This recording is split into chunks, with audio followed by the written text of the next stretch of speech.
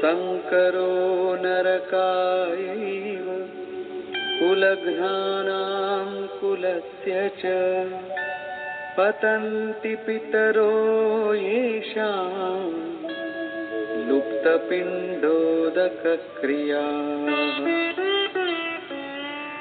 वर्ण संकर कुल घातियों और कुल को नरक में ले जाने के लिए ही होता है। लुप्त हुई पिंड क्रिया वाले इनके पितर लोग भी गिर जाते हैं। वर्तमान नष्ट हो जाता है, अतीत के पितर गिर जाते हैं और भविष्य वाले भी गिरेंगे। इतना ही नहीं, दोषैरेतैः कुलघ्नानां वर्णसंकरकारकैः उत्साद्यन्ते जातिधर्माः कुलधर्माश्च शाश्वताः। इन वर्ण संकर कारक दोषों से कुल और कुलघातियों के सनातन कुल धर्म और जाति धर्म नष्ट हो जाते हैं। अर्जुन मानता था कि कुल धर्म सनातन है, कुल धर्म ही शाश्वत है, किंतु श्री कृष्ण ने इसका खंडन किया और आगे बताया कि आत्मा ही सनातन शाश्वत धर्म है। वास्तविक सनातन धर्म को जानने से पहले मनुष्य धर्म के नाम पर किसी न किसी रूढ़ि को जानता है। ठीक इसी प्रकार अर्जुन भी जानता है जो कृष्ण के शब्दों में एक रूढ़ि है। उत्सन्न कुलधर्माणां मनुष्याणां जनार्दन नरके नियतं वासो भवतीत्यनुशुश्रुमा। हे जनार्दन, नष्ट हुए कुल धर्म वाले मनुष्यों का अनंत काल तक नरक में वास होता है, ऐसा हमने सुना है। कुल धर्म ही नहीं नष्ट होता, बल्कि शाश्वत सनातन धर्म भी नष्ट हो जाता है। जब धर्म ही नष्ट हो गया तो ऐसे पुरुष का अनंत काल तक नरक में निवास होता है, ऐसा हमने सुना है, देखा नहीं, सुना है। अहो बत महत् पापं कर्तुं व्यवसिता वयं यद्राज्य सुखलोभेन हन्तुं स्वजनमुद्यताः।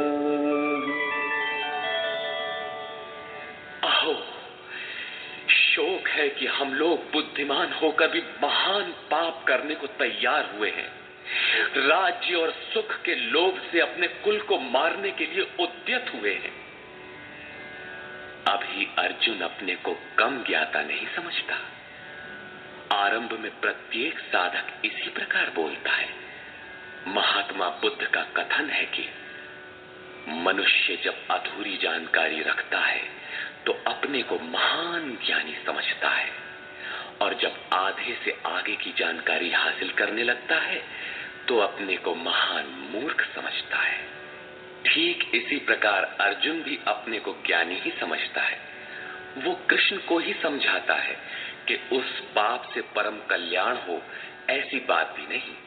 केवल राज्य और सुख के लोभ में पड़कर हम लोग कुल नाश करने को उद्यत हुए हैं, महान भूल कर रहे हैं।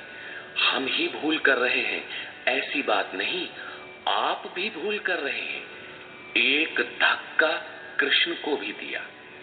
अंत में अर्जुन अपना निर्णय देता है। यदि माम प्रतीकारम् अशस्त्रं शस्त्रपाणयः धार्तराष्ट्रारणे हन्युः तन्मे क्षेमतरं भवेत्। यदि मुझ शस्त्र रहित न सामना करने वाले को शस्त्रधारी धृतराष्ट्र के पुत्र रण में मारे तो उनका वो मारना भी मेरे लिए अति कल्याणकारक होगा। इतिहास तो कहेगा कि अर्जुन समझदार था, जिसने अपनी बलि देकर युद्ध बचा लिया। लोग प्राणों की आहुति दे डालते हैं कि भोले भाले मासूम बच्चे सुखी रहे, कुल तो बचा रहे। मनुष्य विदेश चला जाए, वैभव पूर्ण प्रासाद में रहे, किंतु 2 दिन बाद उसे अपनी छोड़ी हुई झोपड़ी याद आने लगती है। मोह इतना प्रबल होता है। इसीलिए अर्जुन कहता है कि शस्त्रधारी धृतराष्ट्र के पुत्र मुझ न प्रतिकार करने वाले को रण में मार दे, तब भी वो मेरे लिए अति कल्याणकारी होगा, ताकि लड़के तो सुखी रहें। संजय उवाच।